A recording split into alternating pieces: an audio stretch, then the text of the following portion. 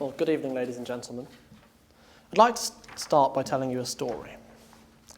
One day, the sun and the wind were having an argument as to who was stronger.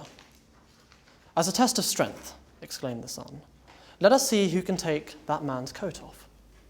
The wind gladly accepted the challenge. But try as he might, the man just kept clinging onto his coat. The wind's efforts were to no avail. Seeing this, the sun stepped in, sending down warm, gentle beams. And as the temperature rose, the man was only too happy to take off his coat. The moral of the story? There's great power in gentleness. Our companies and corporations wear the cloak of unconscious bias. But quotas, like the wind in our story, go too far. They uproot everything in their wake and guarantee no results. They cannot be supported for three simple reasons. They're very difficult to justify in principle. They're not likely to work in practice, and there are better alternatives. Diversity is just as much about quality as it is equality. I turn to principle. There are two main principled reasons why quotas are so difficult to support. Firstly, blanket policies of positive discrimination are not and should never be allowed. And secondly, quotas do not in fact achieve genuine equality of opportunity. I'll start with positive discrimination. Companies are businesses. They're not social welfare engines. We cannot reasonably expect companies to select anyone but the best candidate before them. It's fundamentally how companies operate. It's true that sometimes they miss talent, that they sometimes fail to survey all available candidates, that they sometimes fail even to interview. In these situations, we should encourage firms to do more. Encourage, persuade, show. But the notion that government instruct companies to act now and ask questions later is both radical and striking. There's a crucial difference between inadvertently bypassing talent and deliberately ignoring it. And yet that's precisely what quotas require businesses to do. Quotas must be filled whether or not there are suitable candidates to fill the spaces. A superior candidate who just happens to be white and male can lose out, ultimately on the basis of his category, not his ability. As Christina Schroeder, the German family minister, has put it, this is about opportunities, not settling scores.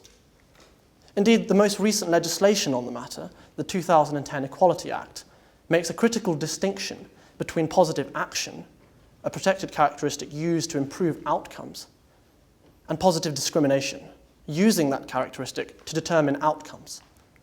The difference between levelling the playing field and deciding who should win. The ends simply do not justify the means. And that end, of genuine equality of opportunity, is itself doubtful.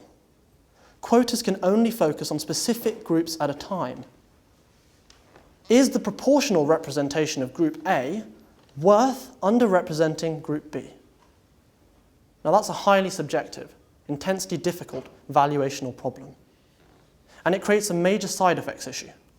Those not directly covered can be significantly adversely affected. I'm sorry to just interrupt you then. I'm just not quite clear. You've said supporting Group A would mean the underrepresentation of Group B, but presumably the purpose of supporting Group A is that Group B is already overrepresented. That's a legitimate concern, but I can give you an example. Norway has seen gender diversity rise since the introduction of quotas, but there's been no corresponding increase in ethnic minorities on top boards. It's as if they've been ignored, and they should be represented surely as much as women. May I ask you something before you move on, Imran? I understood it when you said that what we should do is encourage, persuade, and show. Just unpick a little for me. Show. How are we actually going to show if we haven't achieved, let's call it neutrally, a broader spread of people, either who can do the showing or upon whom we can validate our efforts to show? Well, I'll give you a statistic. A few years ago, a report by Higgs and Tyson, or rather a survey, indicated that only 4% of directors had actually had a formal interview. Half of them had got through on personal friendships and contacts. How are companies supposed to understand the benefits of diversity and understand that there's talent out there if they won't even interview them? There are measures that can be taken under a voluntary approach, and education is the key. So in conclusion, on why quotas don't genuinely achieve genuine equality of opportunity, quotas narrowly focus the lens of equal opportunity. Throwing them into the melting pot does not ensure perfect distillation. It can do as much to distort. However, let's assume for a moment that they could be justified in principle.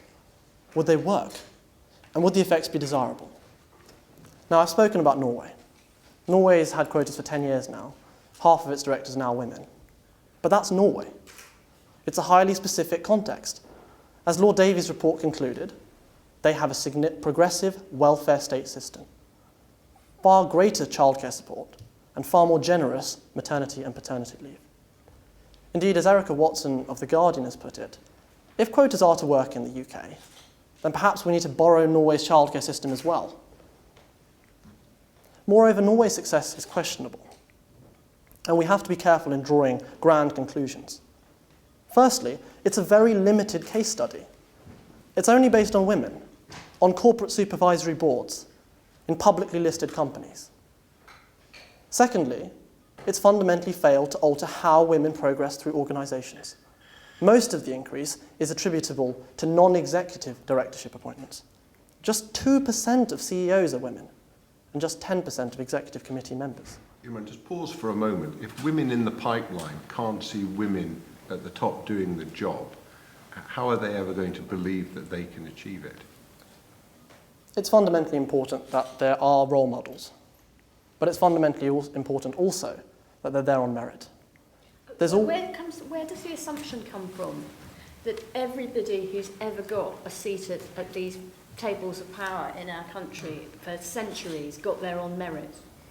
Do you not want to unpick that a little bit? Because you did sort of give a little nod at the beginning of your submissions to the idea that there has been discrimination and that we need to do better. But subsequently, you're suggesting that any kind of intervention that leads to a woman getting to that place is interfering with the principle of merit. I perfectly accept. Do you think it's a meritocracy now? That's my question, really. Is it a meritocracy now in relation to these boards? Because I think there's a slight assumption that you think there is. No, there's not a meritocracy, not a genuine meritocracy.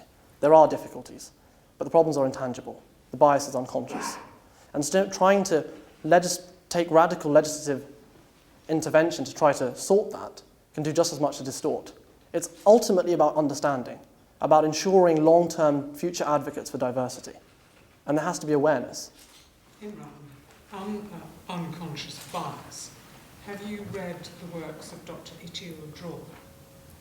I'm sorry. Okay. Okay.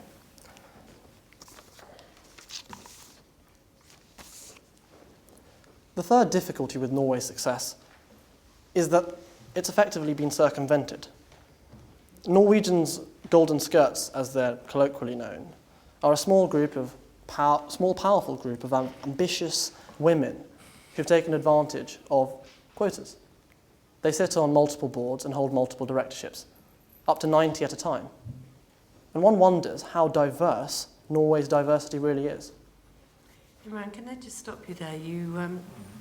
You seem to be very much again this notion that they've taken advantage of this quota system.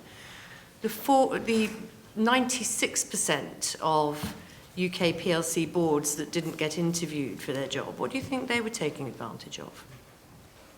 What I would say is that it's not necessarily the case that they've taken advantage, but the introduction of quotas has effectively opened a direct route to non-executive positions.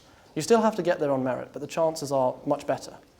And it is a legitimate concern that women are not going for the top executive positions because they have the benefit of the quota.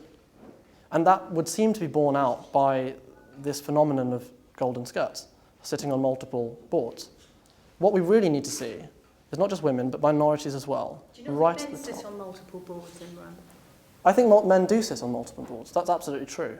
But as I say, that's something that's happened over a period of hundreds of years. It's something that's unconscious. It's happened. But it doesn't mean that we can resolve it by trying to just do the opposite with women. You said a few moments ago that a small group of ambitious women have taken advantage.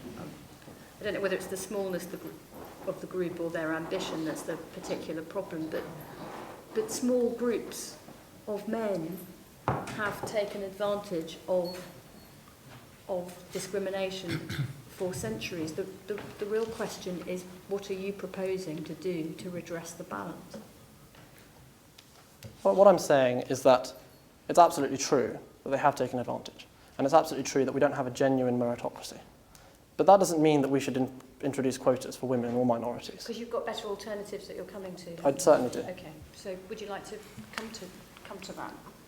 Sure, if I could just make one last point on the Norway example.